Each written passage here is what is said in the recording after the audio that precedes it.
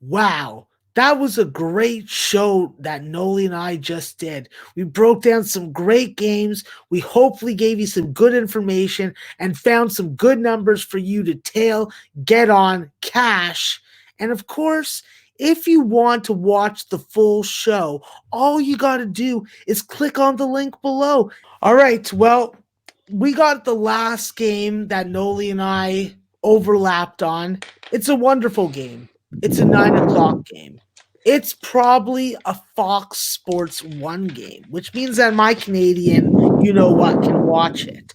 I think that with this game, we're seeing a line around 3 to 3.5. This line is totally flipped from St. John's opening at -1.5. Now we're seeing a complete flip. And with the total, it opened at 140.5, and I'm seeing 140s to 139.5 across the legal boards right now. So I'm going to actually throw it to Noli on this game, and I'm going to get his read on it because this St. John's team has really learned and figured out how to win and play on the road. And they've done it unconventionally. They've done it with defense. So let's pass it off to Noli. Let's see where he's looking and leaning on this total in this game. Yeah, you talk about it right away. When you talk about this matchup, the first thing that's going to jump out to everybody's mind is the way St. John's has been playing.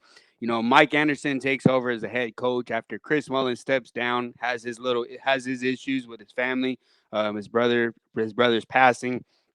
So even some people aren't even aware that Mullins is gone. But Mike Anderson has done a tremendous job over there. Immediately when he takes over as the head coach, he mentions two things that he wants to do. He wants his team to be the top in the nation at creating turnovers and the top of the nation at getting assists. And he has done that.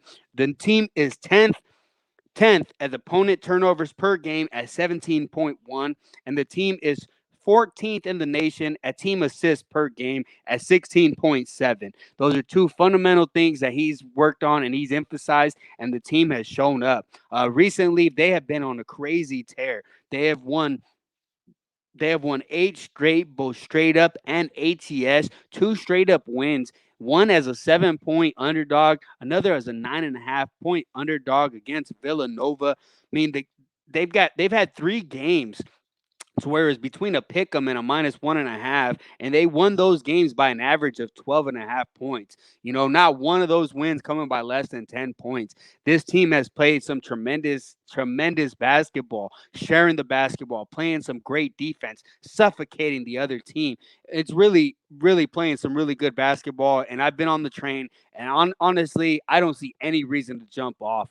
On the other side for Butler, I mean, you look at one of the poorest teams offensively in efficiency. They're 253rd in offensive efficiency with just 9.44 rating. They're 333rd in possessions per game, which means to me that they really like to slow the pace quite a bit. You look what Butler's been able to do. They've been a low scoring team throughout the entire year. They've got Coach Jordan over there, Laval Jordan. He was an assistant for John Beilein for 6 years over there at Michigan. And you know what John Beilein was coaching over there? Unders. Oh, I mean, defense. I mean, isn't it the same thing? That's what I love to see out of these coaches. And that's something that I like to see. I like to focus on is their background and what they're able to do. This coach focuses on defense, and that's what you've seen out of this Butler team. They've lost 3 out of the last 4 straight up and against the spread. The unders 3 out of the last 4, 9-2 the last 11 on the unders for this Butler team. Have only gone over this total of 140 twice the entire season in 16 games. So give you an indication of where I'm leaning towards here.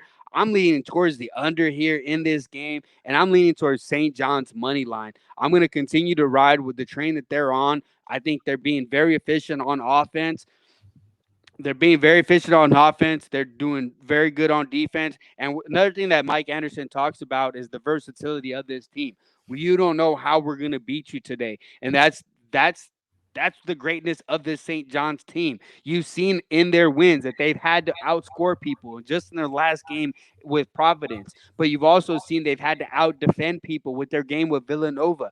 So they're finding different ways to win the game. And my hat's off to Mike Anderson and what he's done with his team. And the money train is rolling. And I don't see a reason to jump off right now, especially against this Butler team that to me has not looked impressive all season. I'm going to continue to fade Butler and ride this St. John's team, but I also like the under here. Whatever number I can get, if I get that 140, I'd be really happy. All right, Noli. Well, are you going to make St. John's money line official also? Yes, I am. Okay, so we'll have to get you that in the morning when money lines come available. On the total, I have managed to go to our good friends at Circus Sports and got you a under 140 and a half at minus 110. So I will lock you in on that. And for me in this game, listen, it's the same kind of mentality. I'm not going to say the exact same reasons as Noli, even though I already think like him because I am his Padawan and he is the master Jedi that has trained me. I will say this though. With St. John's, there has been a turn. There has been a sense of maturity. This defense, the effort that has been put into it, the complete unselfishness of this team, the fact that they are able to impose their will, mentality, their high energy on their opponent. The point guard play has been fantastic. Posh Alexander, 18 points, 5 assists, 2 steals versus Nova and Providence. St. John's is going to beat you with the depth. They have Rasheed Dunn, so you do have another experienced ball handler that is capable to score and win you games. Greg Williams, another capable ball handler and scorer. But what has changed and what has been successful for St. John's is hit your opponent first. Sucker punch him. Knee him in the balls. Punch him in the throat. Get out. Run your offense. Put them on their heels. Don't be the counter puncher. Be the aggressor. Go into the half with a lead. And I think that this is a group that now can play with a lead, maintain their performance, and not be a victim of a tale of two halves. Making free throws on the road is very important. Getting to the free throw line more is vital. Forcing 14 plus turnovers. Being plus 11 in the first half in conference when it comes to just scoring points. I think that this team is going to tell us very early whether or not they're going to win this game. I think that on the offensive glass, this is where you need to cover up a little bit of a blemish. And really, the main question with St. John's is who else is going to step up tomorrow? Is it going to be Josh Roberts? Is it going to be Vince Cole? Is it going to be Isaiah Moore? Is it going to be Marcellus Earlington? You know, you need guys aside from Champagne, aside from Posh Alexander, aside from Rasheed Dunn to freaking do things for you. Plain and simply, Butler's beat DePaul, Georgetown, and they surprised Creighton. Those are not quality wins. This is not a quality team. This is a number that I do not agree with. I'll take St. John's plus 3. I won't go money line, but I'll take the 3 points. And as far as the total, I'm not going to bet on the total, but I definitely would lean towards the under as well. I would have to buy a point or two, though. I have to sell a point or two, though. But Noli, for the show, please lock me in for St. John's plus 3 or better if you can find it. All right, yeah. I mean, I'm jumping around here. 3 seems to be pretty much the best number that we're able to find both at Circa and at Bet365 at minus 110. So we'll go ahead and do Circa plus 3 minus 110. All right, sounds good then. You know, and something you mentioned with what St. John's been able to do, and the big reason they've been able to do it, they've got 2 key contributors coming off the bench, and that's something that you don't see out of a lot of college basketball teams. To have 2 guys come off the bench and average around 9 points a game.